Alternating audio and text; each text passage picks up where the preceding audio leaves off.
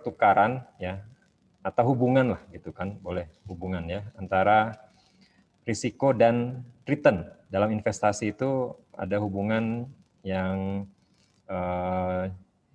jelas antara risiko dan return. Nah, nanti kita akan membahas satu persatu masing-masingnya dulu, apa itu risiko, apa itu return ya. Mungkin nanti dimulai dari return dulu, terus nanti masuk ke risiko, bagaimana mengukurnya ya. Jadi lebih detail ya, agak lebih detail bagaimana kita memahami konsep risk and return ini. Kalau biasanya mungkin Anda sudah paham dengan konsep bahwa dalam investasi itu berlaku high risk, high return. Itu betul ya. Nah, nanti akan kita pertegas atau kita perdalam lebih jauh ya.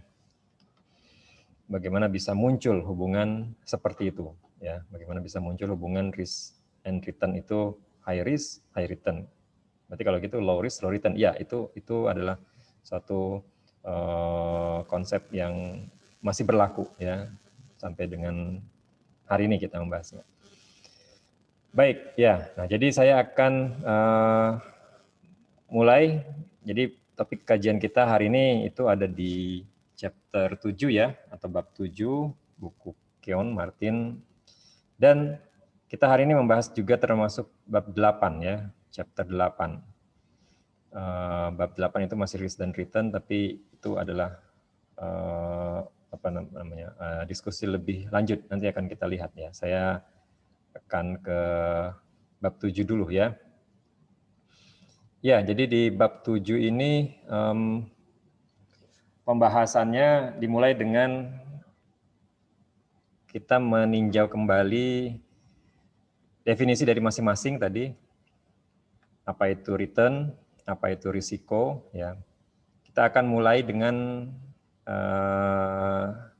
return dulu. Ini sudah saya share ya, satu slide. Mudah-mudahan sudah bisa terlihat ya. Nanti tolong disampaikan kalau memang belum muncul di Anda untuk slide-nya yang saya tampilkan ya.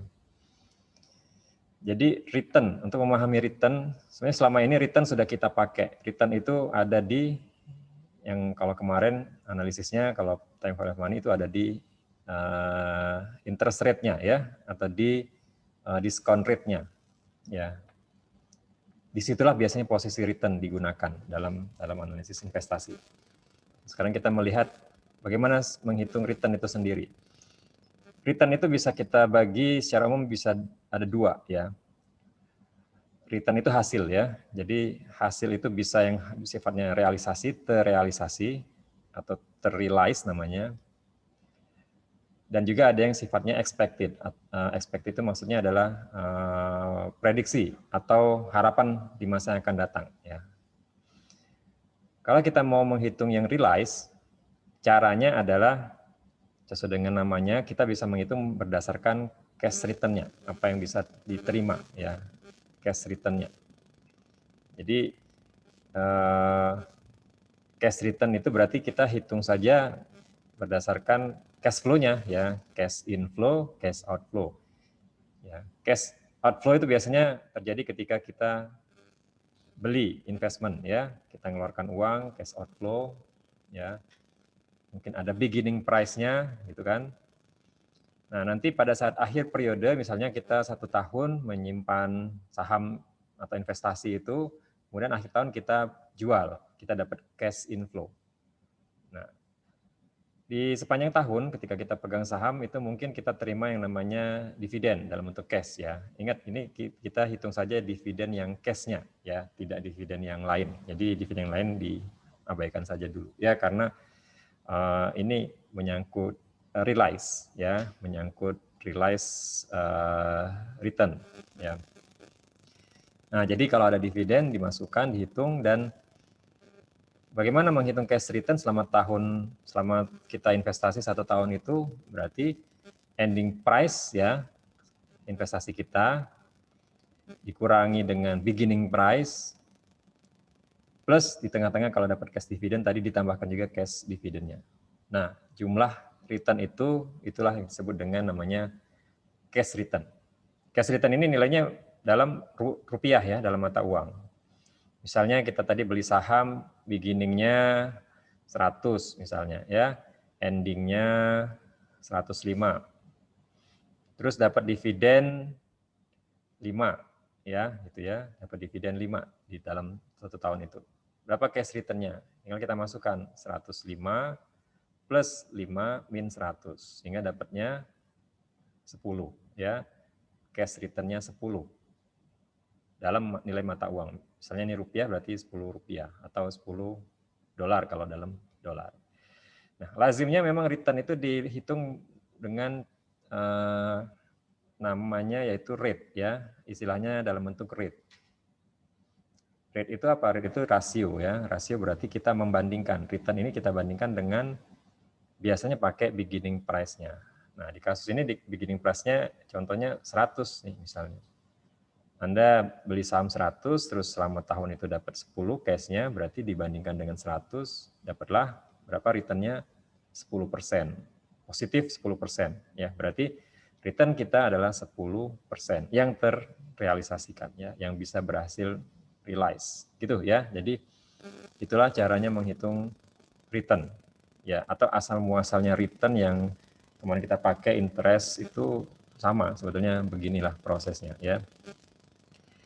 Nah, tadi saya bilang return itu ada dua, ada yang realized, ada yang expected. Nah, bagaimana kalau ternyata kita diminta untuk menghitung return ya dari satu investasi di masa yang akan datang. Kalau gitu kita menghitung yang namanya expected return.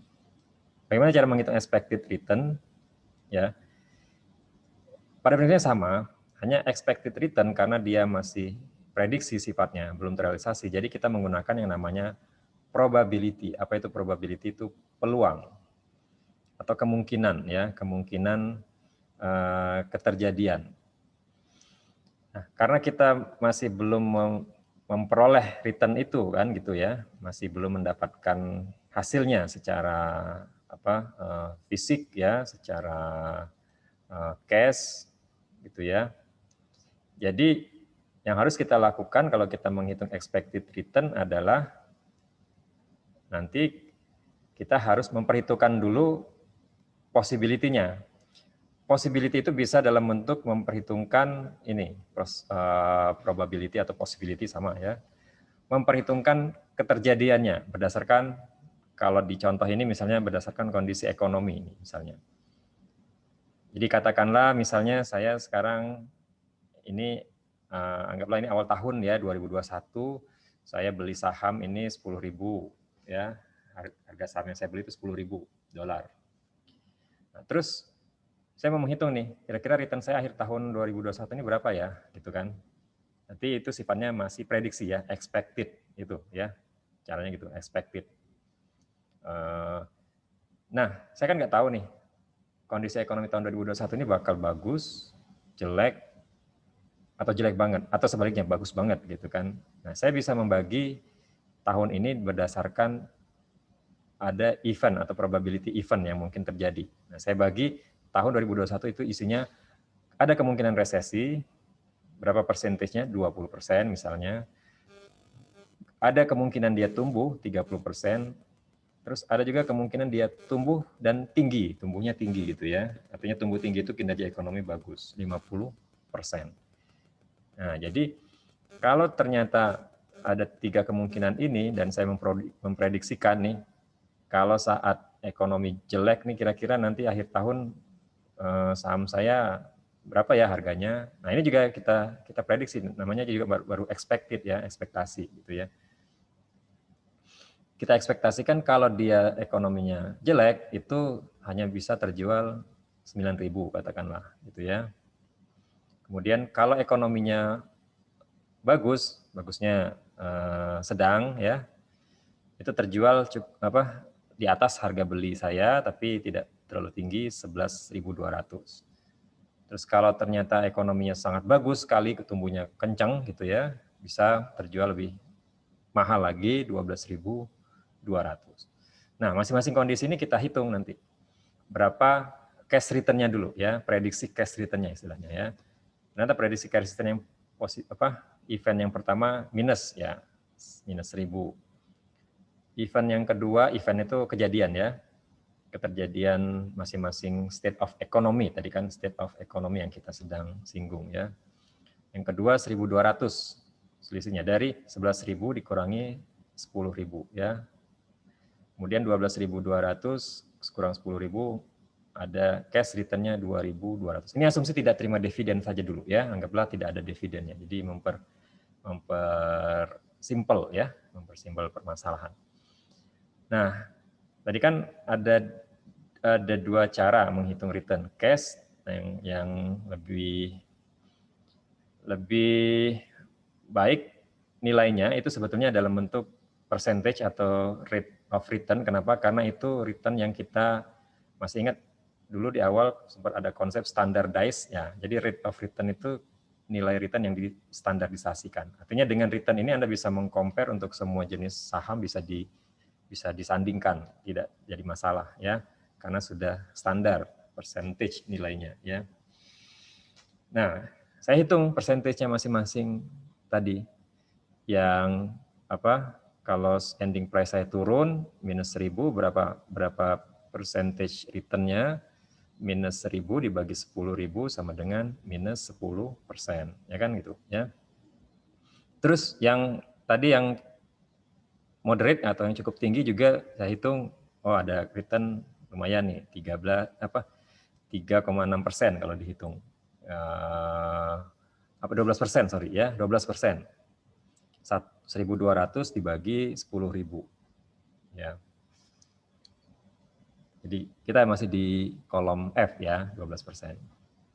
Terus kalau saya ternyata benar tebakan saya ada economic growth kita tinggi tahun ini, saya dapat 12.200, saya bakal dapat 2.200 nih, dalam percentage berapa? 22%. Nah, sekali lagi ini kan masih kemungkinan, karena itu kemungkinannya harus dikalikan dengan probabilitasnya masing-masing. Mana probabilitasnya? Ini di kolom B ya. Kita kalikanlah tiap return ini dengan probabilitasnya atau possibility-nya tadi, dapatlah hasilnya. Ternyata return yang dari yang resesi tadi minus 2%, return yang moderate 3,6%, dikalikan saja ya, minus 10 kali 20%, minus 2%. 30 kali 12%, 3,6% ya. 50 kali 22% kan 11%, setengahnya dari 22% ya. Dan secara total berapa kira-kira prediksi return saya di tahun 2021 ini dengan membeli saham A ini, katakanlah saham A dengan harga 10.000, saya kemungkinan dapat return-nya 12,6%. Nah, 12,6% ini namanya adalah expected return. Jadi return yang akan kita harapkan di masa yang akan datang. Ya. Harapannya sih terrealisasi, tapi itu kan tadi masih prediksi ya. Jadi kalau prediksi itu bisa saja pada saat terrealisasi apa yang terjadi? Nilainya lebih rendah dari 12,6. Anda dapatnya cuma minus 2% dapatnya, atau turun malah. Bisa nggak terjadi itu? Bisa, karena namanya ekspektasi kan belum terjadi, atau keterjadiannya menunggu di masa yang akan datang dulu. Ya. Atau bisa saja, ya saya dapatnya ya tinggi nih, ya 11%, gitu kan? Ya. Saya dapat terbukti ramalan saya bahwa ekonomi bagus, lumayan dapat 11%, ya. Atau bahkan bisa saja dapatnya di 3,6%, ya. Dapatnya di jadi maksudnya dapat return-nya itu dengan nilai yang masing-masingnya ini. Ini angka yang saya pakai memang angka yang setelah dikalikan probabilitasnya gitu ya. Jadi terendah itu saya bisa rugi minus 10% gitu kan ya. Bisa rate saya turun sampai minus 10%. Kemudian tertingginya saya bisa dapat 22% itu maksudnya ya. Jadi ini komponen dalam return tadi yang saya gunakan di awal ya. Gitu ya. Atau 12% saja dapatnya, bisa saja kalau ternyata ekonominya terbukti yang terjadi adalah moderate ya 12%. Jadi gitu ya cara menerjemahkan expected return. Ya. Baik, jadi dua return itu tadi itu sama pentingnya dalam menganalisis nilai investasi kita. Nah, sekali lagi kita baru menghitung nilai investasi ya atau return. Berapa risknya? Walaupun Anda sudah tahu bahwa risk itu tergambar dari return, tapi risk itu lebih jauh masih bisa kita nilai, kita ukur atau di measure ya, measure risk. Di measure risknya, nah bagaimana mengukur risk? Ini ada salah satu metode yang diberikan dalam buku kita ini. Cara mengukur risiko itu bisa digunakan, indikatornya adalah menggunakan menggunakan dua jenis ukuran ini. Pertama, Anda bisa gunakan varians. Yang kedua, Anda bisa gunakan standar deviasi. Sebetulnya varian dan standar deviasi itu saling berhubungan. Karena kalau varians itu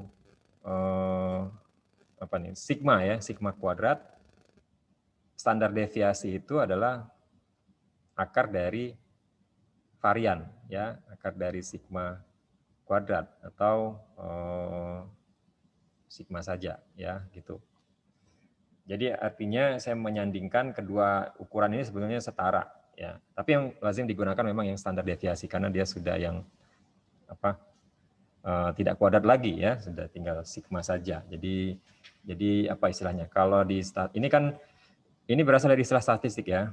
Kalau istilah statistik itu yang penting itu sebenarnya interpretasinya.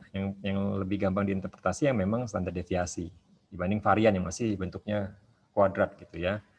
Tapi dua-duanya menunjukkan risiko gitu dalam finance ya. Nah, bagaimana menghitung varian? Varian itu sebetulnya variabilitas atau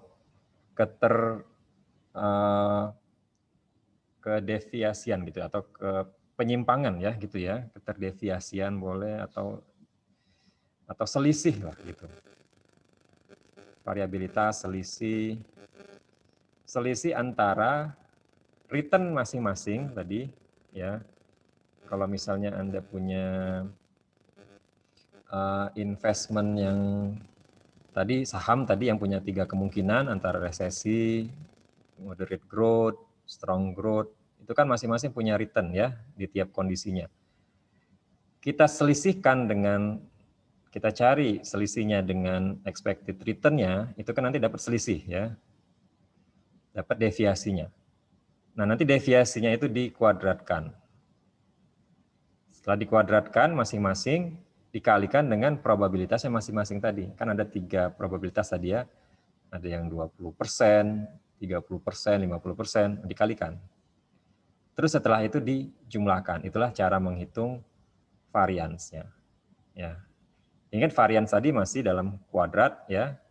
Jadi kalau mau dihitung standar deviasinya diakarkan ya. Kalau di kalkulator itu ya pakai fungsi akar atau di Excel pakai square root ya. Gitu ya. Ya, jadi inilah cara atau metode untuk menghitung risiko. Nah, mungkin akan lebih baik kalau kita coba buktikan dengan satu case saja. Ini satu case untuk membuktikan bagaimana menghitung yang namanya risiko. Di contoh kita ini ada satu contoh bagaimana membandingkan risiko dua investment ya. Ada satu investment namanya treasury bill di sini. Treasury bill itu adalah investment pada surat utang pemerintah ya. Jadi kalau itu surat utang pemerintah berarti yang mengeluarkannya adalah pemerintah ya. Kalau di sini pemerintah Amerika karena US Treasury bill ya. Kenapa disebut Treasury bill gitu kan? Karena mengeluarkannya memang Department of Treasury di Amerika itu. Kalau di Amerika Departemen Keuangannya namanya Department of Treasury ya. Kalau di Indonesia Department of Finance ya, Ministry of Finance kalau kita ya. Jadi beda nama saja tapi fungsinya sama. Ya. Jadi Treasury itu fungsinya menyediakan dana bagi pemerintah Amerika untuk pelaksanaan kegiatan pemerintahan anggarannya, APBN-nya ya. Nah, kalau pemerintah mengeluarkan surat berharga, surat utang, pasti kan dijamin pemerintah, kan gitu. Jadi tidak ada kemungkinan dia default, no risk of default. Dan biasanya treasury bill itu ada return-nya 5% lah katakanlah ya. Rate-nya 5%, lumayan ya. 5%. Nah, terus sekali lagi balik lagi ke dia risk free di sini. Artinya risk free ya berarti tidak ada risiko, artinya return-nya itu bakal dibayarkan oleh pemerintah dan pemerintah juga tidak ada kemungkinan untuk bangkrut ya, sehingga itu pasti terjamin. Return ini pasti terjamin. Artinya kalau return-nya terjamin, kira-kira probabilitasnya berapa? Ya 100% berarti ya. Probabilitas keterjadiannya ya. Mau kondisi ekonomi tinggi rendah pasti dibayar kan gitu ya. Pasti dibayar oleh pemerintah, itu maknanya ya. Nah, itu kalau kita pegang treasury bill. Sandingannya kalau di Indonesia Anda bisa sandingkan, itu sama saja. Kalau di Indonesia ada, kita punya surat utang negara, SUN, atau sukuk kalau yang mau syariahnya ya, atau obligasi negara ya, surat berharga negara ya. Surat perbendaharaan negara juga ya sama. Ya, namun memang ada karakteristik lainnya, tapi ini sebenarnya lebih ke masalah ekonomi saja ya, mungkin informasi. Treasury bill itu biasanya jangka pendek ya. Biasanya durasinya dalam jangka pendek 1 tahun ya, triwulan gitu kan, artinya cepat dicairkan. Yang jangka panjangnya ada obligasi namanya ya, obligasi negara. Ya, ada government bond. Baik, lanjut. Nah, terus Anda memperhitungkan juga, ada sedang mempertimbangkan juga mau investasi di common stock nih ceritanya. Common stock itu di satu perusahaan ya. Nah, di sini katanya common stock itu kemungkinan adalah investasi yang berisiko. Kenapa berisiko? Nah, kita lihat sekarang data tambahannya. Ada kemungkinan seperti ini kalau Anda invest di common stock. Ada kemungkinan Anda dapat return-nya minus 10%. Ada juga kemungkinan Anda dapat investment itu dapat return 40%. Tergantung apa? Salah satu tergantung kondisi ekonomi dan juga tergantung kondisi perusahaan ya. Nah, di sini masing-masing akan punya yang namanya probabilitas. Minus 10% itu berapa persen kejadiannya. Ini sama seperti tadi ya, kita bikin probability of occurrence-nya ya. Probability of occurrence. Jadi probability of occurrence ini kalau kita jumlahkan semuanya harusnya totalnya nanti ke bawah 100%. Itu ciri probability of occurrence ya, tidak boleh lebih dari 100%. Karena ini membagi state of economy menjadi beberapa istilahnya rate atau level-level tertentu. Ya. Gitu. Jadi ini pasti 100%. Di 10, 20, 40, 20, 10 kan 100%. Atau kalau digambarkan ya ini kayak ini ya. Seperti kurva atau kurva normal gitu ya. Ini menggunakan diagram bar chart gitu, diagram batang ya. Tapi dia berpola seperti itu. Nah, jadi balik lagi, ini adalah baru informasi awal. Kita mau menghitung berapa risiko saham. Ya, berapa risiko saham. Jadi katanya kalau mau menghitung risiko saham, hitunglah variannya atau sigma kuadratnya. Ya. Caranya gimana? Nah, caranya adalah untuk bisa menghitung varian ya. Ada beberapa step di sini ya yang bisa kita gunakan ya. Nah, ini mungkin saya clearkan dulu biar jangan banyak ya. Ya, step pertama yang harus Anda lakukan adalah ketika mau menghitung varian, ini sekarang kita sedang menghitung varian ya, atau menghitung risiko sebuah investasi saham. Kita menghitung yang risiko sahamnya ya. Risiko treasury bill tadi tidak kita hitung karena dia sudah pasti risk free. Kalau risk free berarti risikonya 0 ya, atau variansnya 0 atau standar deviasinya 0 gitu ya. Nah, yang saham itu tadi punya variabilitas, terbukti dengan rate of return-nya bisa macam-macam dengan tingkat probabilitas. Nah, kita hitung dulu expected return. Cara menghitung expected return tadi gimana? Kalikan antara return masing-masing dengan probabilitasnya. Ya, di sini return masing-masing ini kita ambil dari soal, ada di kolom B dan kolom C ya. Pertama returnnya tadi negatif, minus 10%. Probabilitasnya 10%. Kita kalikan. Sehingga dapatlah hasilnya minus 0,01 ya. Kayaknya sih sudah benar ini hitungannya di sini di PowerPoint ya. Nanti koreksi saja kalau memang ada keliru ya. Ya kadang memang biasanya, atau saya pernah temuin memang di slide ini pun kadang bisa keliru juga ya. Tidak apa-apa, dikoreksi saja ya. Atau mungkin sengaja disalahin biar kita fokus ya di sini ya. Baik, saya lanjutkan. Jadi tiap-tiap ini akan kita kalikan dulu. Kan tadi ingat rumus expected return, rate of return pertama dikali probability pertama ya, ditambah return kedua, probability kedua, dan seterusnya. Jadi masing-masing dihitung semuanya. Kita lihat hasil perhitungannya ada di kolom D ya.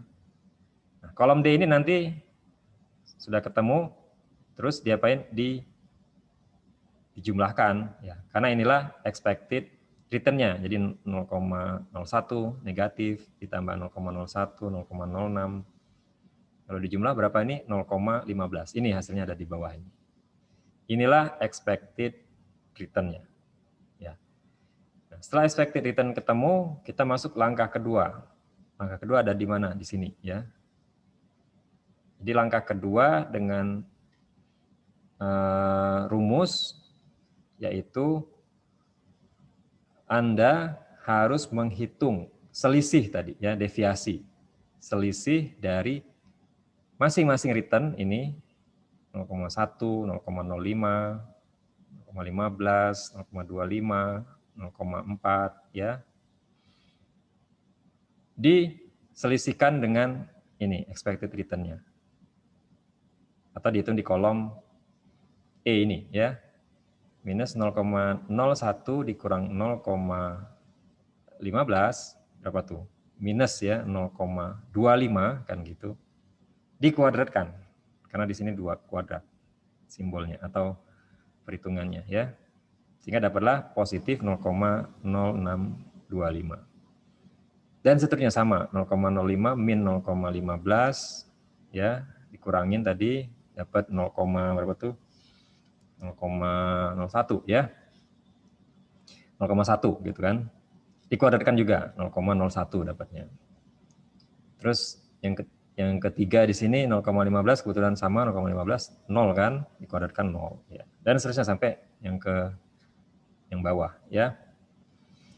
Itu ya. Jadi setelah selesai kita baru menyelesaikan step 2. Ini tidak usah dijumlahkan karena memang belum selesai operasinya. Masuk ke step 3 dulu. Step 3 ini adalah mengalihkan hasil dari nilai di E dengan probabilitasnya ya. Probabilitasnya. Berapa probabilitas dari selisih yang pertama ini? 0,1. Jadi kalikan lagi. 0,1 kali 0,0625 sehingga dapat 0,0625. Dan seterusnya masing-masing. 0,2 kali 0,01, 0,4 kali 0 ya, dan seterusnya. Sehingga setelah semua lengkap dihitung, dijumlahkan. Step 3, Anda selesai mengisi kolom ini lengkap, dijumlahkan sehingga jumlah itu nanti menghasilkan nilai di step 4 ya. Jadi step 4-nya adalah menjumlahkan. Anda jumlahkan saja ini. 0,06 jumlahkan ke bawah ya. Ini pakai kalkulator biasa masih bisa lah ya. Atau paling gampang ya pakai Excel, tinggal dioperasikan sum ya. Sum gitu kan, atau di klik satu-satu untuk plus plus plus boleh juga ya. Dapatlah 0,0165 ya. Dan ini adalah Anda sudah menemukan yang namanya varian. Ingat varian tadi adalah sigma kuadrat. Ini adalah sigma kuadrat. Berapa standar deviasinya? Standar deviasi itu adalah sigma saja. Berarti kalau sigma saja diakarkanlah varian itu. Akar dari 0,0165 adalah 0,1285 ya. Dan itu sama dengan 12,85% ya. Izin bertanya, Pak. Ya, silakan.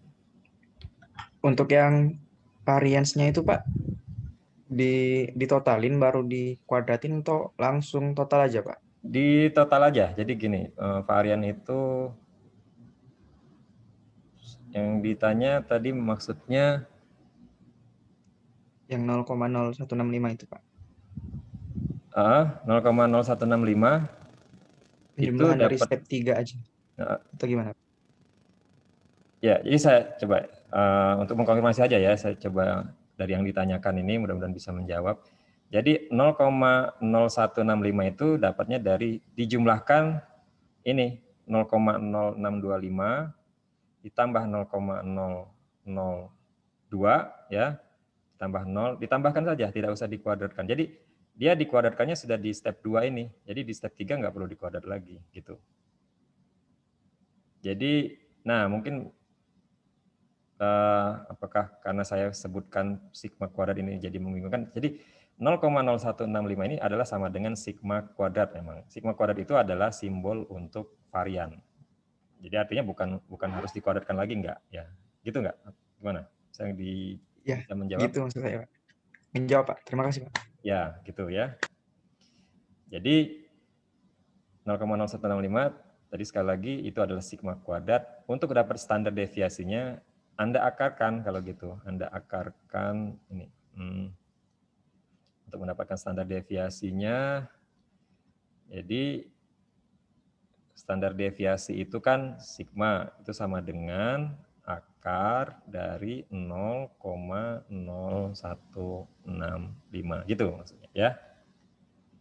Jadi setelah masuk ke step 5 Anda sudah dapat inilah standar deviasinya atau inilah resiko saham tadi ya yang Anda pilih tadi, misalnya Anda pilih ACE tadi ya. 12,85% kalau di persentage-kan. Nah, inilah hasilnya. Nah, sekarang kita sudah punya data lengkap tentang investment kita ini. Kalau Anda pilih treasury bill, expected return-nya 5%. Dan dia punya risiko 0%. Sementara kalau Anda pilih common stock, expected return-nya 15%. Memang lebih tinggi. Jadi kalau lebih tinggi seolah-olah ini lebih menguntungkan ya bagi kita, bagi Anda yang tertarik untuk investment. Tapi harus diperhatikan bahwa common stock ini punya standar deviasi atau punya risiko, ini kan sama dengan risiko. Punya risiko yang juga tinggi yaitu 12,85%. Artinya apa? Ya sepadan gitu loh ya. Kalau mau nyari yang return tinggi tapi harus siap dengan risk yang tinggi juga. Atau Anda mau yang biasa-biasa aja nih, saya anggap ini treasury bill biasa aja 5% ya. Dan risikonya juga tidak ada risiko malah ini ya, 0%. Silakan ya. Tergantung ini biasanya tergantung karakter profil risiko kita masing-masing. Dan biasanya juga kadang kalau sudah bicara masalah investasi tergantung kebutuhan lah gitu ya. Kebutuhannya seperti apa gitu ya. Oke, jadi inilah cara kita menghitung return dan menghitung risiko ya. Nah ini kalau mau menguji sekali lagi tadi bagaimana menghitung risiko dan return masing-masing, ini dikasih satu soal lagi, tapi saya rasa yang satu tadi sudah cukup jelas ya sebetulnya. Nah mungkin saya hanya untuk klarifikasi sekali lagi cara menghitung expected return, rumusnya adalah rate of return ya, rate of return dari masing-masing yang mungkin bisa kita dapatkan dikali dengan probabilitasnya ditambah ya, ditambahkan saja di jumlah.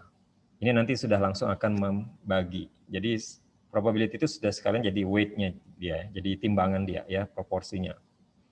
Sehingga kalau investment kita misalnya modelnya seperti ini ya, datanya investment ini berarti kan return-nya minus 20 nih, ada yang minus 20, 0, 15, 30, sampai yang tertinggi 50%, dengan probabilitas masing-masing kemungkinannya 20, 20, 30, 20, 10. Nah ini yang belakang-belakang ini kalau Anda jumlahkan, angkanya harusnya 100% tuh ya, karena itu probabilitas. Dapatlah nanti rate of return Anda expected adalah 11%. Nah 11% ini berapa risikonya? Dicari dengan standar deviasi atau varian. Nah ini tadi ya. Jadi kalau Anda baru mendapatkan angka di dalam akar ini, berarti Anda di dalam menghitung ini masih mendapatkan angka varian gitu ceritanya. Ya. Tapi nanti setelah diakarkan, varian itu diakarkan, dia menjadilah standar deviasi. Nah, setelah dihitung ternyata standar deviasinya 21,1% ya. Berarti ini resikonya 21,1% resiko investment kita ini. Gitu ya. Jadi itulah bagaimana cara menggunakan beberapa teknik ya. Ini teknik statistik sebetulnya. Tapi teknik statistik itu ternyata bermanfaat di finance ya. Salah satunya ternyata varian dijadikan ukuran resiko.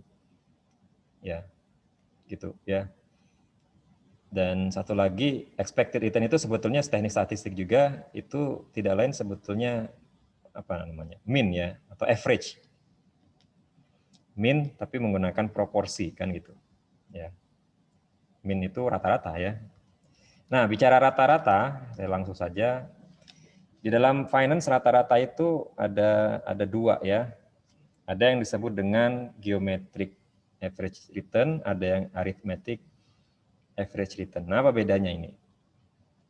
Apa bedanya geometrik dan aritmetik? Yang pertama bedanya adalah tekniknya ya, teknik atau cara menghitung nilai rata-rata itu. Dan nanti juga sebetulnya ada maknanya masing-masing nilai rata-rata itu ya. Ada tujuannya atau dia bisa menjawab atas pertanyaan tertentu. Nah, katakanlah kita punya data ini dulu ya, kita punya data seperti ini yang mau kita hitung rata-ratanya. Anda bisa gunakan rata-rata aritmetik. Yang pertama, aritmetik misalnya ya, aritmetik gitu, average return, atau Anda mau pakai geometrik. Nah, saya coba hitung dulu yang aritmetik ya, cara menghitung kalau mau menggunakan aritmetik. Kalau mau menggunakan aritmetik, caranya sangat simpel, ini yang paling simpel, tinggal di jumlahkan saja atau kita pakai data return di sini, yang kita pakai data ini annual rate of return. Karena ada dua data, berarti dua data ini dijumlahkan 40% ditambah minus 50%, berarti bisa saja saya tulis jadi min 50 ya, dengan 10 kan gitu. Karena ini 2 tahun berarti saya bagi 2, sama dengan berapa nih? 5. Oh ya, perlu diingat karena ini minus 50, ini minus ya, nanti minus 5%. Nah, jadi arithmetic return saya dapatnya adalah minus 5%. Ya. Itu kalau saya mau pakai arithmetic. Artinya apa? Artinya kalau nilai arithmetic ini, oh ternyata ada prediksi. Anda bisa menggunakannya sebagai sumber prediksi. Memprediksi bahwa nilai return kita nanti ke depan kemungkinan kita tidak bisa terlalu optimis karena nilainya ternyata negatif 5%. Berarti 1 tahun yang akan datang kemungkinan proyeksinya return kita dari stok yang kita beli di sini itu 1 tahun yang akan datang itu bisa 5% negatif ya returnnya. Jadi arithmetic average return itu bisa digunakan untuk memproyeksikan return di 1 tahun yang akan datang, gitu ya. Bisa. Nah, ada satu lagi teknik perhitungan menggunakan geometrik. Itu caranya gimana? Nah, saya perkenalkan dulu rumusnya ini. Kalau geometrik kita menggunakan konsep yang mirip dengan yang sebelumnya, time value itu ada proses atau fase compound-nya, ya.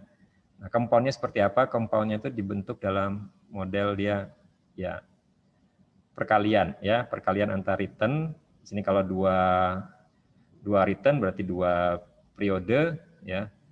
Terus nanti dibagi atau dipangkatkan, ya, dipangkatkan dengan 1 per jumlah periode. Nah, misal tadi kita punya 2 data tadi ya return ya, 1,4 dengan 40% dengan minus 50%. Jadi kalau dihitung dengan rumus ini 1 plus 40%, 1,4 itu ya, dikali 1 min 50%. Ya, karena cuma 2 periode berarti udah semua masuk dipangkatkan 1 per, karena 2 periode 2 ya, minus 1, ini jangan lupa. Sehingga dapatnya 1,4 kali berapa nih? 1 dikurang 50 berarti 0,5 ya. Pangkat setengah. Atau ini sama dengan kayak akar kan gitu ya, sama. Minus 1. Nah, tinggal dihitung, cari. Dapatlah ternyata minus 16,33%.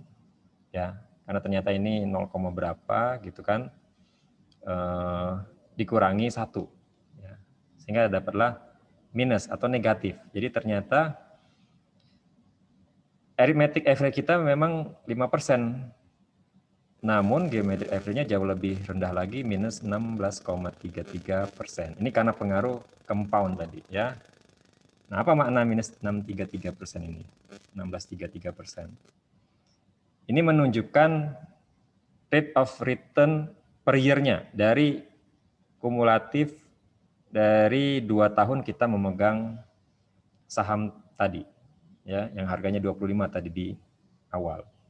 Jadi tiap tahun ternyata saham kita itu turun 16,33%.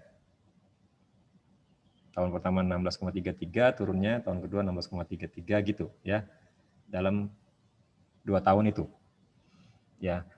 Atau ini juga nanti bisa Anda gunakan untuk memproyeksikan juga, memproyeksikan yang sifatnya proyeksi berapa kira-kira rate investasi kita dalam 5 tahun ke depan. Nah, ini kalau ditanyanya 5 tahun ke depan, Anda gunakan geometric rate jawabannya ya.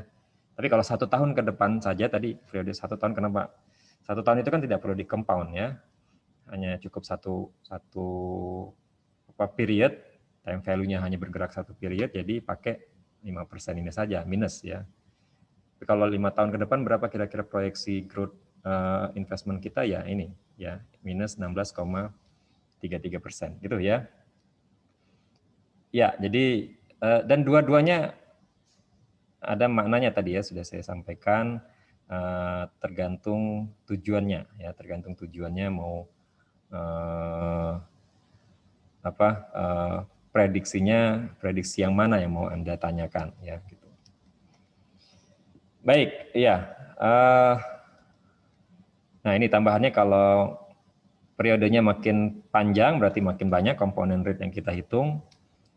Tapi ingat dibagi 1 per periodenya. Kalau di sini 5 tahun berarti 1 per 5 ya. Gitu ya. Baik. Nah, berikutnya dari materi di bab 7, ini masih di bab 7 ya. Atau bagian akhir dari bab 7 ini menyinggung tentang apa sebetulnya yang mempengaruhi stock price. Karena kita tahu stock price tadi kan menentukan return bagi pemegangnya ya. Ya, secara umum kalau bisa saya berikan kesimpulan awalnya dulu. Jadi stock price itu sebetulnya sangat ditentukan dari kinerja perusahaan. Ya, stock price itu ditentukan dari kinerja perusahaan. Dan juga kinerja perusahaan itu berada di sistem ekonomi ya. Jadi ditentukan juga kinerja ekonomi. Jadi sebenarnya saling terkait antara kinerja perusahaan dan sistem ekonomi. Dan itu biasanya adalah informasi-informasi yang cepat ditangkap dalam harga saham ya. Sehingga pada akhirnya harga saham itu sebetulnya mencerminkan banyak informasi.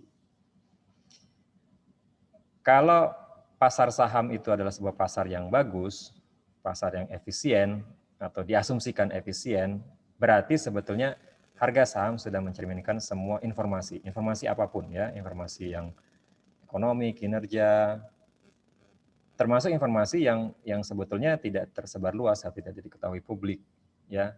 Contohnya apa? Misalnya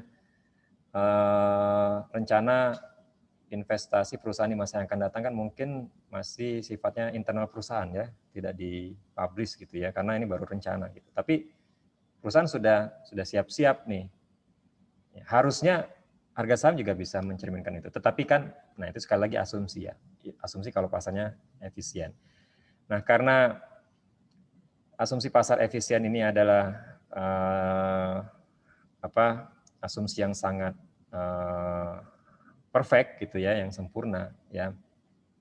Jadi kita bisa membagi ada tiga jenis ya sebetulnya efisien hipotesis pasar efisien itu. Lazimnya yang dapat terrealisasi itu adalah bentuk pasar yang pertama dan pasar yang kedua. Apa maksudnya pasar yang pertama dan kedua? Pasar yang pertama itu adalah pasar yang efisiensinya lemah. Efisien lemah itu artinya berarti harga saham, yang mana harga saham itu harusnya mencerminkan informasi ya, informasi yang mempengaruhi saham itu, tapi informasi itu sifatnya terbatas dari ya kinerja masa lalunya ya, seperti itu.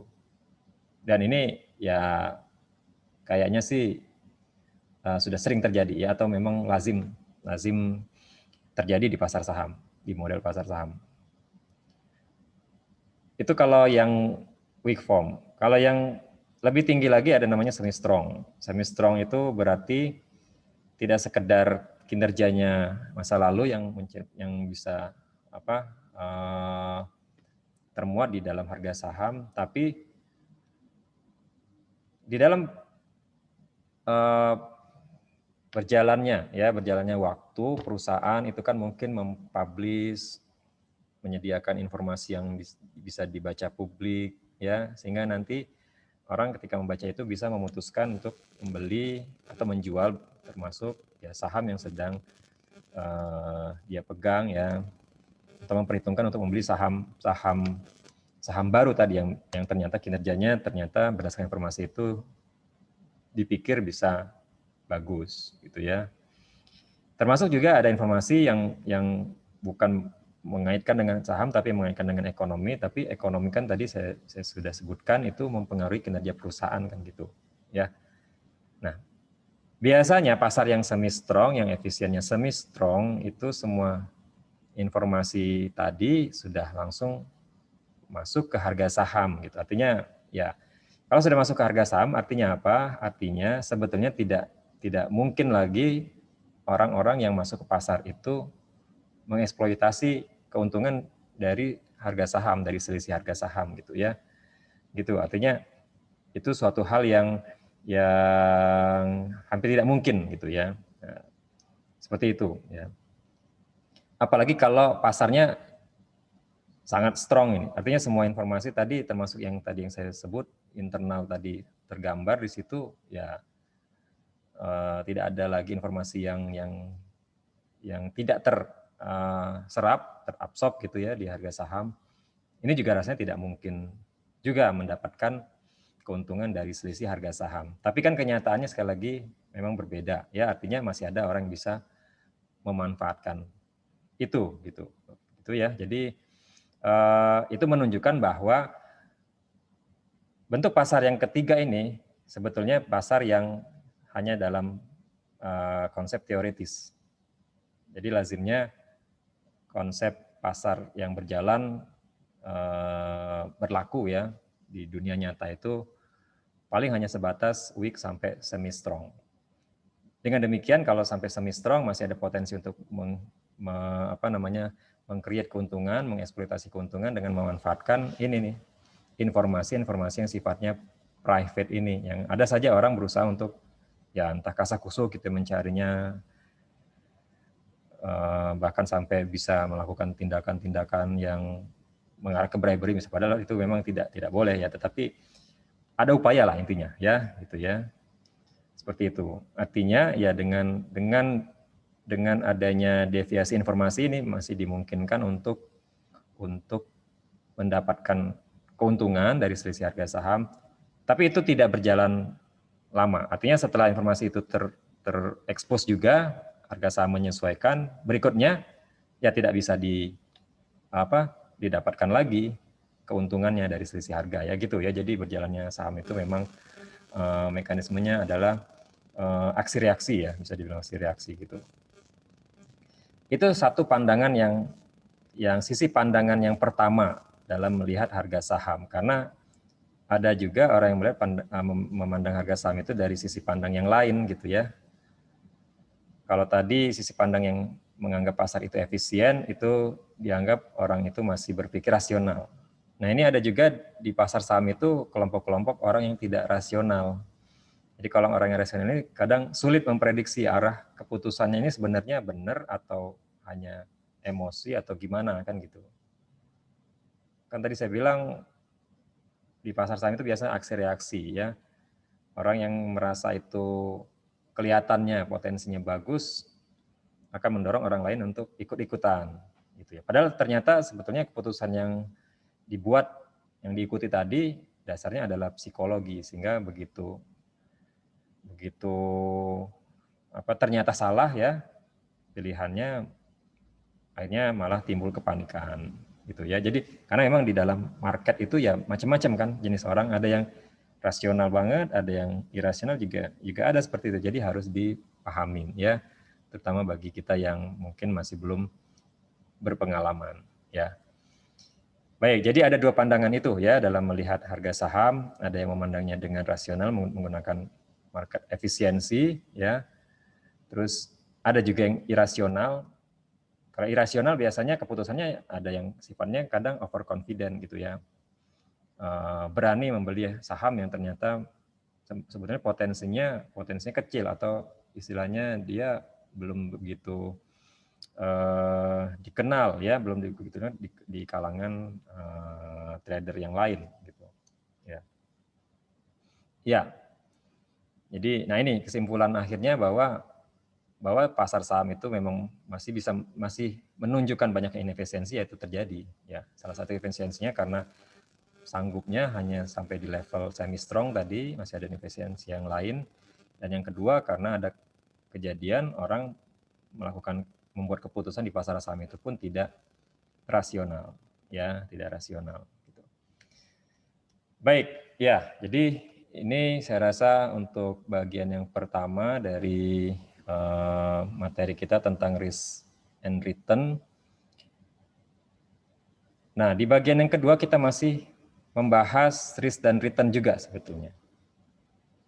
Hanya saja di bagian yang kedua ini, risk dan return dilihat dalam bentuk sekumpulan saham. Kalau tadi kan bahasannya saham secara individual ya. Nah, atau gini, jadi ketika Anda sudah paham dengan yang saya jelaskan di konsep awal tadi, bahwa saya di poin ini mungkin akan sering menggunakan istilah investment atau surat berharga, yang saya pakai istilahnya saham ya, karena saham itulah yang di dalamnya terkandung dua-duanya, ada risk, ada return ya. Jadi kalau saya bilang saham berarti boleh saja Anda pahamin itu sebenarnya investment ya. Nanti saya bisa bedakan juga kalau ternyata saya sedang menyinggung investment yang lain ya. Iya, jadi balik lagi. Jadi kalau bagian awal materi kita tadi membahas risk dan return dari investment yang sifatnya individual ya, satu investment lah katakanlah gitu ya. Ada satu investment mau Anda ambil, Anda hitung berapa returnnya, berapa risikonya gitu ya. Nah, tadi kan sudah terlihat bahwa investment yang bisa menghasilkan return yang tinggi itu pun risikonya akan tinggi ya. Di awal materi kita sudah ada yang mungkin sudah tertarik dengan investasi saham ya, mungkin ada yang bertanya-tanya atau mungkin sebetulnya ini lazim setiap orang mau menanyakan ya, Pak, saya kan pengen return tuh tinggi ya, karena kelihatan hasilnya menarik sekali kan gitu ya. Bisa nggak risknya kecil Pak? Jawabannya bisa ya. Dapat return tinggi tapi risknya kecil bisa. Caranya gimana? Caranya diversifikasikanlah investment Anda. Karena itulah di dalam dunia investasi muncul istilah yang mengkaitkan dengan konsep ini ya, yaitu apa? Ada yang ingat, ada yang tahu mungkin, yang apa sering pakai apa namanya mengaitkannya dengan telur gitu ya. Don't put all your egg in one basket kan gitu ya. Jangan taruh telur-telur Anda itu. Ini konsep finance ya. Ini saya cuma mengutip saja ya, yang ini sangat terkenal ya. Jangan taruh telur Anda itu, kalau Anda beli telur semua dalam satu basket. Artinya apa? Anda harus diversifikasi. Kalau diversifikasi itu berarti bikin portofolio. Portofolio itu artinya adalah sekumpulan saham ya, investment yang menggunakan sekumpulan saham, tidak hanya satu saham, tidak hanya satu surat berharga. Investor yang baik dalam portofolio itu bisa bermacam-macam surat berharga, bisa saham, ya contohnya saja ya, bisa obligasi misalnya, bisa saja misalnya katakanlah ada yang tertarik, saya mau investment ini Pak di forex ya silakan, tapi syaratnya diversifikasi aja karena tiap investment itu secara individualnya pasti ada risiko masing-masing ya. Nah, bagaimana cara untuk menurunkan risikonya dengan diversifikasi tadi ya. Anda punya uang 1 juta ya, disarankan dengan konsep yang akan kita bahas di bagian kedua ini, uang 1 juta itu sebaiknya dibelikan. Sebagai contoh nih, saya kasih contoh 1 juta tadi Anda belikan 500.000 Anda belikan saham A katakanlah yang returnnya misalnya 20% ya. 500.000-nya lagi Anda belikan saham B yang returnnya misalnya lebih rendah saja enggak apa-apa, 10% ya. Yang penting dia terdiversifikasi, tidak semua di saham A. Kenapa kok itu lebih baik Pak daripada, kan lebih untung kalau saya satu tapi banyak tadi kan 20% ya. Kan ya sekilas memang yang namanya investasi itu sekilas memang tampak menyenangkan, menguntungkan ya, tapi ingat ada risiko tadi ya. High risk tetap high return ya. Nah, kalau Anda sudah bicara portofolio yang isinya saham, beberapa saham, tidak satu saham, berarti sekarang kita bisa menganalisis yang namanya return juga, nanti return portofolio dan risiko portofolio ya. Bagaimana menghitung return portofolio? Return portofolio itu bisa dihitung dengan rumus, tadi kan kita punya dana yang kita bagi 2, nah pembagian dana itu menjadi namanya istilahnya weighted-nya kita ya, nah, proporsi kita membagi dana tadi, weight ya, timbangan ya, weight itu bahasa aslinya timbangan tadi. Jadi misalnya Anda punya 10 telur tadi ya, kalau saya pakai konsepnya egg tadi basket, 10 telur saya taruh di basket A, 10 telur saya taruh di basket B. Ya, sama-sama 10 telur, 5 telur gitu ya, dibagi 2 aja ya. Berarti weight-nya masing-masing basket tadi 50%, 50%. Ya, kalau cuma 2 basket berarti ya sampai di sini ya kita menghitungkan portofolio return-nya, terus tinggal dikalikan masing-masing return-nya. Tadi saya contohkan return yang pertama saham saya dapatnya 20% ya, tinggal dikali 20%. Yang satunya lagi 10% kali 10% ya. Jadi 50 kali 20, 50 kali 10. Sehingga dapatlah expected return portofolio saya adalah tertimbang dari 2 ini tadi. Berapa tuh? Berarti 15%. Ya. Lumayan kan, memang tidak 20% tapi di atas 10% kan cukup tinggi masih ya. Itu konsepnya portofolio memang ya, mendiversifikasi. Ya. Nah, yang paling penting lagi manfaat diversifikasi itu ada di sini sebetulnya di perhitungan risikonya nantinya. Risikonya akan turun tadi kan ya, tujuan mendiversifikasi itu lowering risk. Tapi ada syaratnya juga. Ya. Nah, apalagi syaratnya? Syaratnya adalah Anda bisa menurunkan risiko portofolio Anda kalau saham yang Anda pilih itu korelasinya adalah korelasi yang rendah gitu ya, tidak berkorelasi lah katakanlah. Tidak berkorelasi itu maksudnya atau korelasinya berkebalikan. Korelasi itu contohnya ini, contohnya misalnya Anda beli saham A tadi ya, Anda beli saham A, ketika ekonomi baik saham A akan dapat hasilnya positif tadi 20% ya, 20%. Ada saham B Anda beli, kalau ekonomi baik juga, saya ambil contoh ekonomi itu 2 ya, baik sama nanti buruk saya kasih contoh yang kedua. Ya. Saham B Anda beli, ekonomi baik dia dapat hasil ya 10%, naik juga. Ini artinya bahwa ketika ekonomi baik, dua-dua saham ini mempunyai tren yang sama. Tren yang sama ini menunjukkan kalau digambarkan, berarti kalau ini A, ya, ini B, jadi trennya sama-sama naik gitu. Sama-sama naik itu menunjukkan bahwa korelasi A dan B ini positif, ya, positif. Ya katakanlah positifnya mungkin sama kuat gitu ya. Kalau sama kuat, berapa positif yang paling tinggi? Hubungan positif paling tinggi dari hubungan A dan B ini, hubungannya bisa paling tinggi 1. Artinya sama-sama merespon dengan cara yang sama ya kondisi ekonomi itu. Gitu ya. Nah, itu kalau ekonominya baik ya. Nah, sekarang misalnya nih saya ubah situasinya, ekonomi sekarang turun ya, ekonomi turun. Katakanlah ekonomi turun, saham A tadi kan 20% ya. Ternyata saham A itu ketika ekonomi turun, dia turun nih saham A 5%. Ya. Saham A turun 5%. Saham B juga turun ya 5%.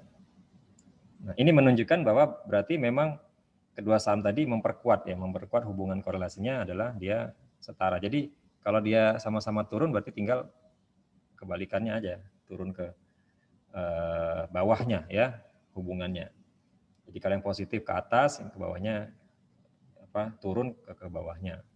Karena stylenya sama, minus dan minus. Tapi misalnya ceritanya ketika saham A turun, saham B misalnya tetap naik, tapi naiknya enggak sebesar ini 5% lah. Nah, ini berarti kan saham A negatif, kemudian saham B positif, berarti hubungan A dan B bisa kita gambarkan ini. Ada korelasi yang berkebalikan misalnya. Berkebalikan ini kalau dihitung atau kalau ini kan kurva yang saya bikin ini kurva downward sloping gitu ya. Kalau downward sloping itu kan punya kemiringan negatif ya. Berarti korelasi A dan B itu berhubungan negatif. Ya. Kalau berhubungan negatif berarti kalau satu saham naik, berarti saham yang lain kemungkinan turun. Itu maknanya ya. Atau sebaliknya. Saham A turun, saham B naik, saham A naik, saham B turun gitu. Kalau dia benar-benar berkorelasi negatif yang kuat, ya. Nah, apa gunanya hubungan korelasi antar saham ini dalam portofolio kita? Hubungannya adalah dia nanti akan diperhitungkan dalam nilai ROE di sini. Di sini kan ada ROE nih di rumus perhitungan risiko. Anda bisa sekarang kita membaca dari model matematisnya saja ya. Dari model matematisnya saja, kalau ada ROE ditaruh di sini ya, kalau nilainya negatif, kan ini mengurangi nih ya, mengurangi penjumlahan di sini, ya enggak gitu ya. Jadi kalau dia negatif, berarti berkurang, nanti berarti akan menurunkan nilai apa nih? Portofolio ini ya, sigma standar deviasi ini, kan gitu. Jadi artinya semakin tinggi ROE, maka akan semakin tinggi standar deviasi portofolio. Semakin rendah atau makin negatif dia, maka makin menurunkan, makin kecil. Jadi artinya apa? Sebaiknya kalau mau bikin portofolio, carilah saham-saham yang polanya atau korelasinya atau yang punya ROE-nya jangan yang kuat ya, yang positif satu tadi jangan, tapi cari yang negatif berkebalikan gitu ya. Ya sebenarnya cara mengetahuinya ya harus diperhitungkan dengan perhitungan model matematis seperti ini ya. Tapi cara lain sebetulnya bagi investor-investor juga punya cara tersendiri ya. Terkadang gitu ya ada satu rumus tertentu ya, ada satu rumus tertentu dari saham tertentu ya dihubungkan dengan situasi ekonomi. Contoh misalnya katakanlah saham yang berhubungan dengan teknologi ya itu biasanya akan sangat cepat naiknya kalau ekonomi itu sedang krisis seperti saat ini misalnya, karena teknologi itu banyak digunakan orang untuk belajar ketika masa pandemi seperti ini. Itu contoh ya. Sementara saham industri penerbangan atau wisata itu kan malah terdampak turun gara-gara orang tidak bisa berwisata, bisa berpergian gitu ya. Nah, jadi sebetulnya mengkombinasikan dua saham itu bagus karena dia punya ROE ya yang negatif. ROE-nya kalau dihitung negatif ya. Satu ekonomi turun seperti ini dia naik, terus yang satu lagi ekonomi turun seperti ini dia malah turun. Ya sekilas sepertinya, wah kalau gitu saya rugi Pak kalau total nanti kecil kan. Ya memang akan menurunkan atau nanti mempengaruhi return tidak semaksimal gitu ya. Tetapi itu akan mengamankan. Tujuan akhirnya memang mengamankan risiko Anda. Bayangkan kalau tadi ya, ini kalau Anda misalnya berinvestasi ke penerbangan semua kan jauh lebih menderita lagi ya turunnya. Gitu kan? Ya. Dan sebaliknya tadi ya kebetulan lakinya beruntungnya saham telekom saham IT tadi, saham di industri IT itu ketika pandemi ini meningkat, Anda punya di situ semua, ya laki kebetulan naik ya cukup tinggi. Tapi harus diperhitungkan juga bahwa dia ada potensi juga untuk mengalami yang sama ketika situasi sudah berubah, gitu ya cara menerjemahkannya ya. Nah, jadi begitu bagaimana kita mengalokasikan risiko kalau untuk portofolio ya. Nah, coba kita sekarang saya akan bagi untuk slide yang berikutnya ini. Ya, sebelum masuk bahasan berikutnya, ini deh ya. Tadi sudah 2 topik kita bahas ya. Pertama tadi return portofolio, bagaimana menghitungnya. Nah, ini contohnya kalau mau menghitung portofolio, ya, misalkan ini, katakanlah ini ya, Anda punya portofolio isinya satu T-bill, nah, masih menggunakan T-bill ya, risk free security tadi, risk free investment. Anda beli EMR stock, ya, stok di perusahaan EMR ini, kemudian Anda beli saham SBU, mereka masing-masing punya return ini. Terus kemudian Anda mau mengalokasikannya dari uang Anda tadi dengan masing-masing besarannya dibagi 3 ya, 25% treasury bill, 25% stok, 50% SBU stok ya. Berapa expected return-nya? Jadi caranya ini dikalikan 4 kali 25%, 8, 25%, 12 kali 50% ya, dikalikan 50%. Ya, jadi nanti dapat bisa diisi di kolom ini ya, di kolom produknya ini. Atau kalau di sini ya di sini nih ada angkanya ya. 25% ya. Kemudian ini 1 2, kemudian ini 6 ya. 6 tambah 2 tambah 1 berarti 9%. Jadi portofolio kita punya return, expected return-nya adalah 9%. Ya, 9%. Ini ya cara menghitung expected return portofolio. Nah, terus bagaimana kalau mau menghitung risikonya, Pak? Risikonya, ya. Risikonya tadi dihitung dengan rumus ini, ya. Rumus sigma portofolio itu adalah W itu weighted lagi, weighted portofolio kali sigmanya masing-masing, ya, ditambah dengan 2 kali weighted dikali rho dikali sigmanya. Nah, dalam perhitungan yang menggunakan koefisien korelasi ini, memang kita yang bisa dilakukan adalah menghitung sigma portofolio itu menyandingkan antara 2 saham, karena memang rho itu adalah korelasi antara 2 ya, antara 2 gitu. Jadi korelasi antara 2 itu nanti akan bisa Anda hitung ya. Kalau sahamnya 3, berarti Anda harus mengklaster dulu, tidak bisa langsung sekaligus dihitung di sini ya. Jadi harus dikorelasikan masing-masing, berpasang-pasangan caranya gitu. Nah, tapi kita sederhanakan kita pakai yang 2 saja di sini ya, 2.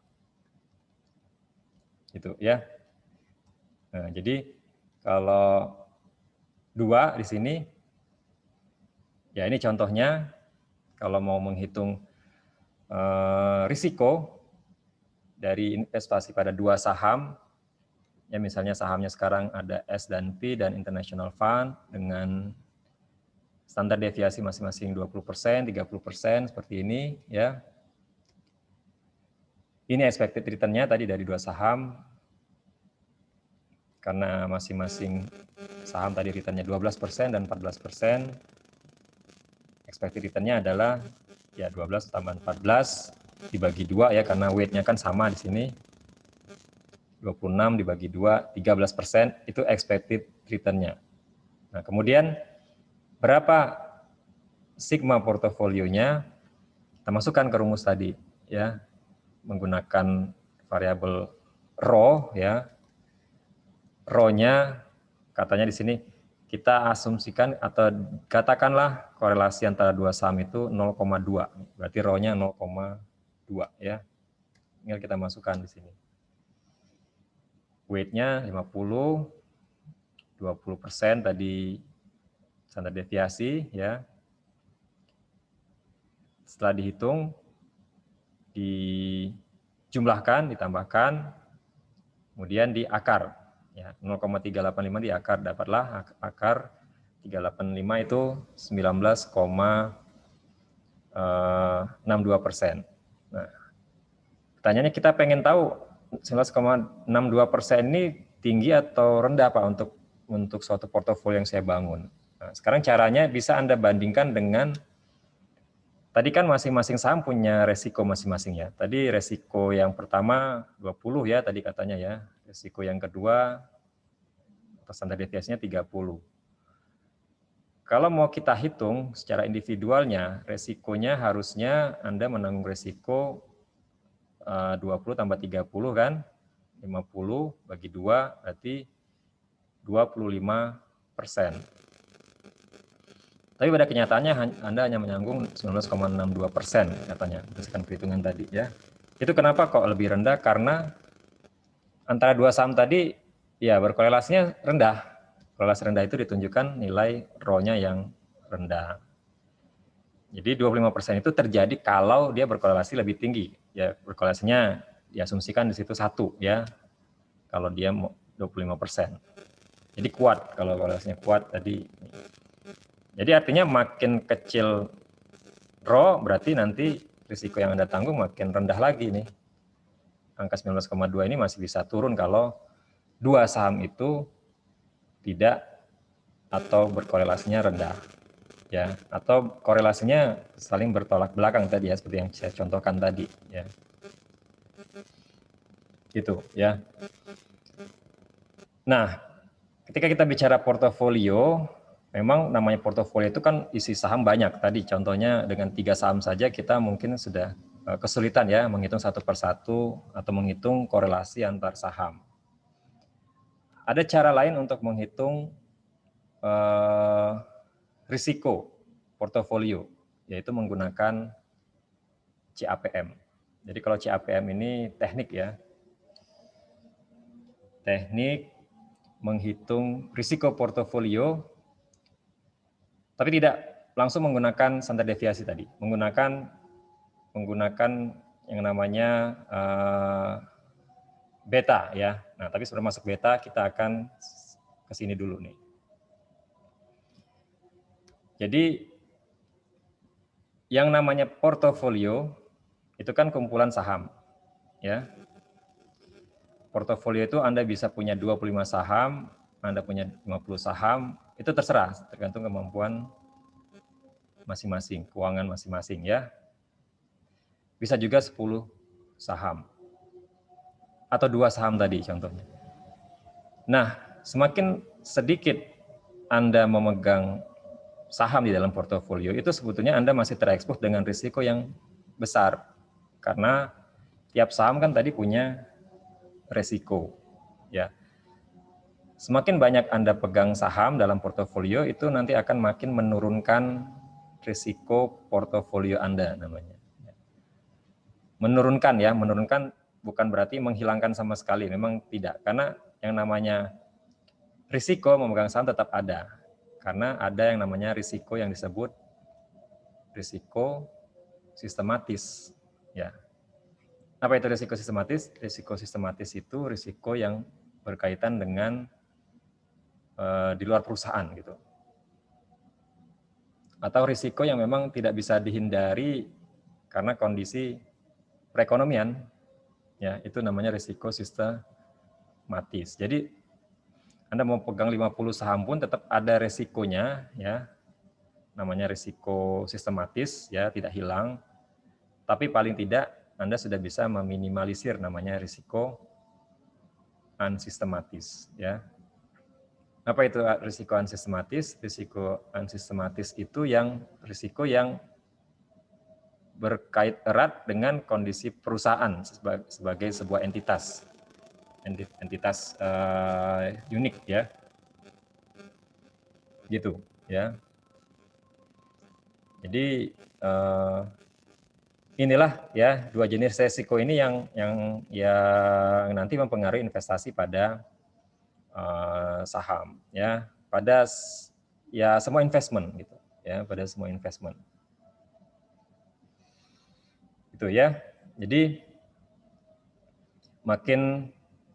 kuncinya makin banyak saham yang Anda pegang di dalam satu portofolio itu akan menurunkan unsystematic risk.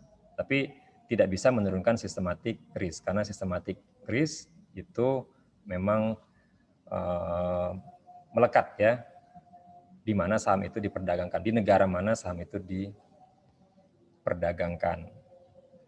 Nah, dengan konsep ini kita bisa gunakan untuk mengukur, berikutnya adalah mengukur kalau gitu berapa risiko saham, ya, atau berapa risiko sistematis saham. Tadi kan kita berasumsi misalnya kita memegang portofolio yang portofolionya itu isinya banyak saham, ya, portofolio yang isinya satu market ini, saham dari satu market itu, ya.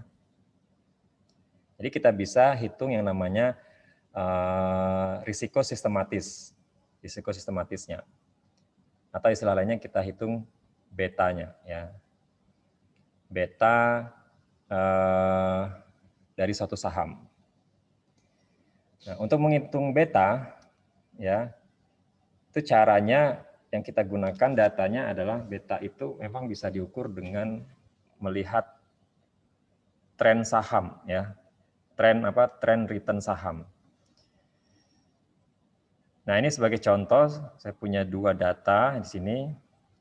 Ini ada data yang saya tunjuk, yang pertama dulu, yang paling kanan. Ini saham yang pengen saya beli, katakanlah, ya. Saya pengen beli saham Home Depot, ya. Home Depot itu biasanya dia jualan pernik-pernik, ya, utensil rumah tangga gitu, ya, peralatan rumah tangga gitu kan. Sementara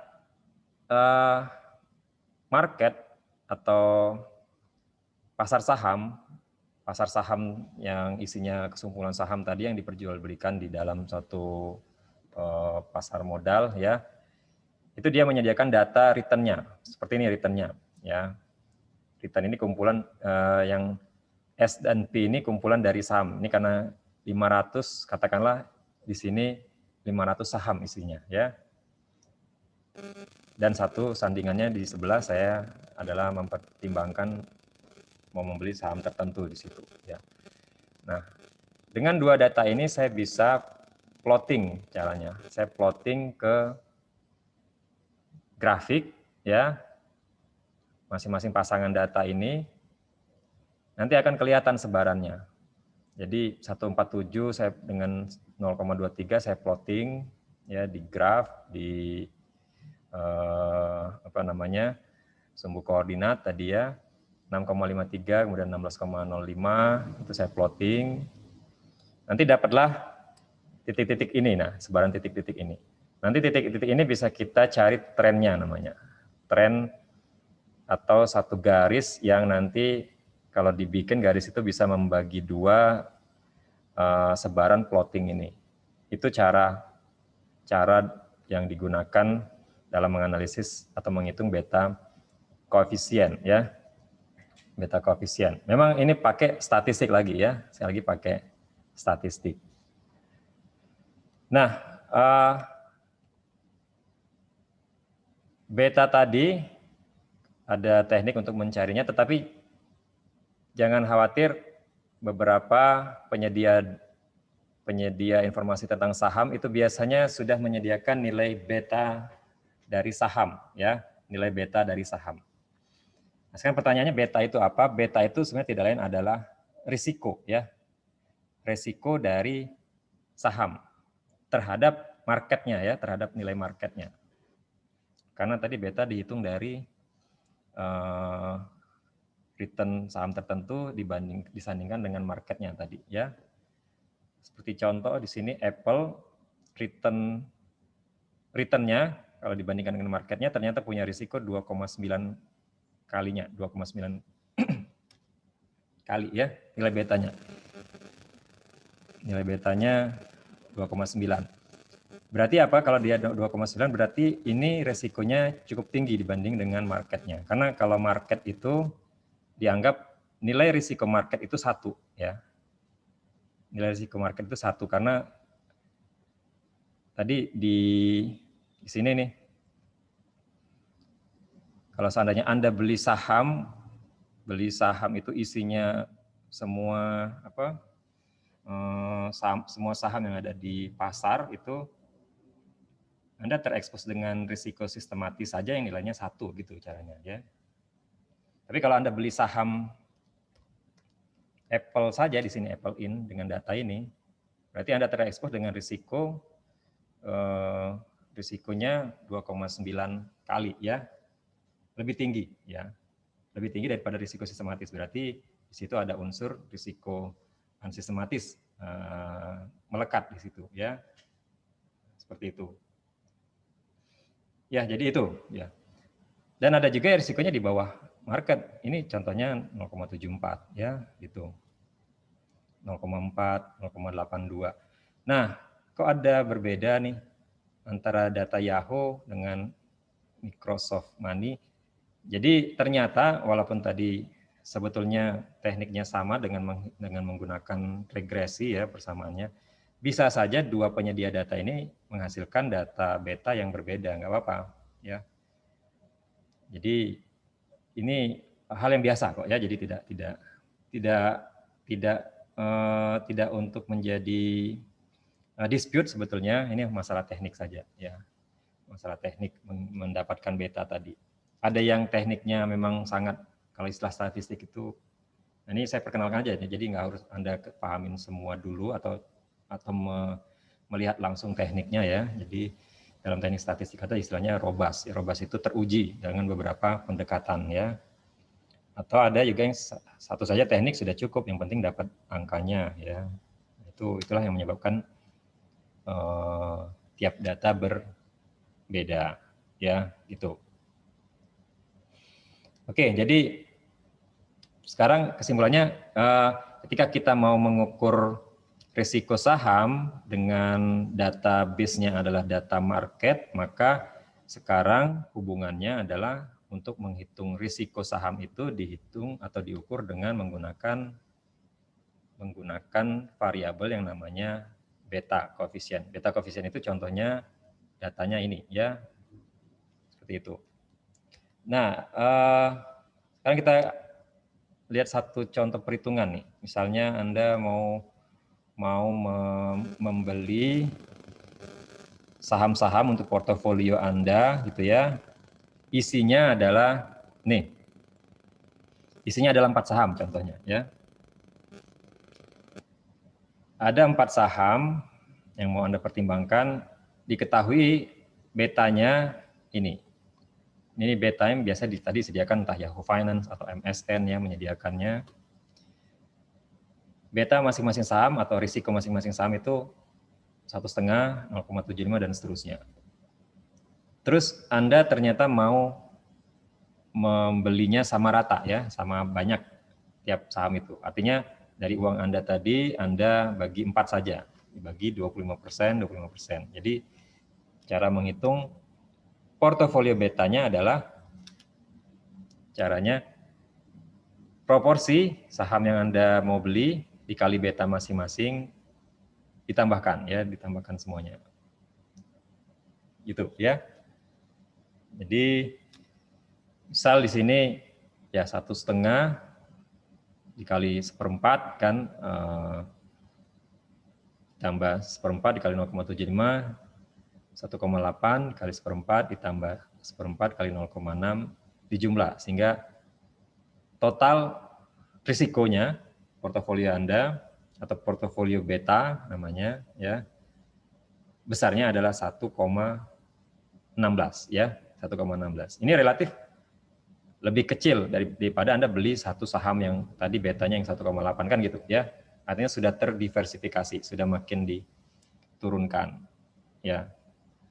Gitu ya. Jadi itulah prinsip menghitung beta portofolio. Artinya beta portofolio itu adalah tidak lain itu merupakan risiko dari portofolio dengan pendekatan CAPM ini. Ini namanya pendekatan Capital Asset Pricing Model. Pendekatan ini memang beda dengan yang tadi sebelumnya kita hitung kalau pakai standar deviasi. Standar deviasi itu cara lain menghitung risiko, tapi pakainya apa? Deviasi ya, standar deviasi. Kalau ini pakainya return, tapi return disandingkan dengan sebenarnya deviasi juga, tapi deviasi terhadap marketnya ya, terhadap marketnya. Dan itu resiko juga namanya ya. Gitu ya. Nah, terus terakhir ya, kalau misalnya tadi Anda mau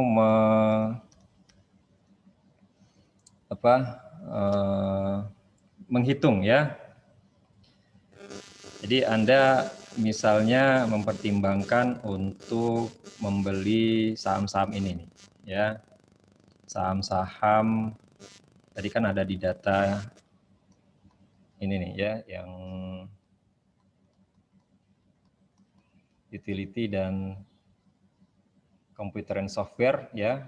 Ada saham AEP, American Electric ya. Data itu menyediakan betanya tadi kan ya, atau risiko ya, risiko dari memegang saham itu secara individualnya ya, secara individualnya. Nah, sekarang Anda mau menentukan dari risiko masing-masing saham ini berapa nilai return-nya. Kan tadi ada hubungan antara return dengan risiko ya, risk. Return and risk ya, berhubungan. Hubungan antara return dan risk dalam model CAPM ini digunakan persamaan yang disebut dengan persamaan security market line namanya ya. Security market line itu rumusnya seperti ini ya. Jadi expected return dari satu saham itu dipengaruhi oleh satu return dari investment lain yang sifatnya free tadi ya, yang sifatnya tidak ada risiko ya, ditambah dengan beta dari aset tersebut dan dikalikan dengan ini istilahnya selisih ya, selisih antara return dari saham dibandingkan dengan return dari investasi yang bebas risiko. Kita tahu kalau kita beli saham yang portofolinya isinya adalah semua saham di pasar ya. Nanti kan bakal ketemu nih returnnya misalnya 15% gitu ya. Ada 500 saham di sini returnnya 500%. Sementara obligasi pemerintah misalnya returnnya 6% atau 5% tadi kalau di contoh T-bill tadi ya, 6% lah mungkin ya gitu. Berarti di sini kan ada selisih nih investasi pada saham dengan investasi yang bebas risiko. Selisih ini 9%, ini namanya adalah premi risiko pasar ya. Premi risiko pasar, dan itu biasanya dipakai di dalam perhitungan return aset ini tadi dengan model pendekatan CAPM ya, SML. Nah, tinggal ini bisa kita hitung nih. Jadi misalnya ternyata di sini risk return-nya dipakai 4,5%. Oke. Dan beta tadi beta saham pertama 0,74. Terus dipakai data misalnya di sini nah ini soalnya yang kita sedang hitung tadi risk free-nya 4,5%, terus market risk premium tadi yang saya hitungkan tadi yang 9%, angkanya sekarang di soal misalnya diganti jadi 6% ya. Itu kita bisa gunakan jadi 6%, jadi 4,5% plus 0,74 kali 6 sehingga dapatlah return untuk AEP tadi, sama AEP tadi itu kita dapatnya 8,9% ya. Terus kalau mau dihitung saham yang lain DUK, CNP sama ya, dihitung masing-masing dengan risk free tadi rate-nya dan beta kemudian dikalikan dengan premiumnya ya, dengan nilai premiumnya gitu. Ya, itu. Jadi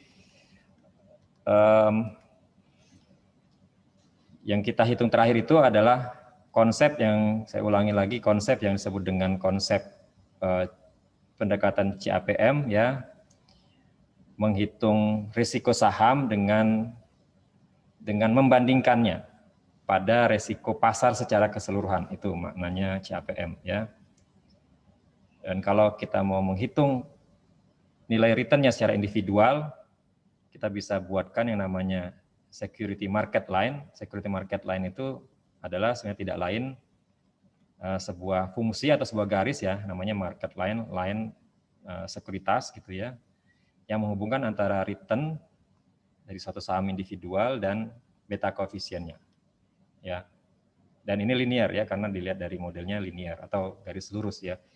Dan ini sekali lagi menunjukkan bahwa SML ini mendukung teori bahwa high risk, gitu kan, kesimpulan terakhir itu relevan atau berkorelasi dengan high return karena ditunjukkan dengan garis ini. Jadi sebenarnya garis ini Anda sudah lebih tahu di awal, tapi ini penjelasan lebih jauhnya gitu ya, barangkali untuk mendetilkannya ya dikemukakanlah atau dibangunlah sebuah teori yang namanya security market line.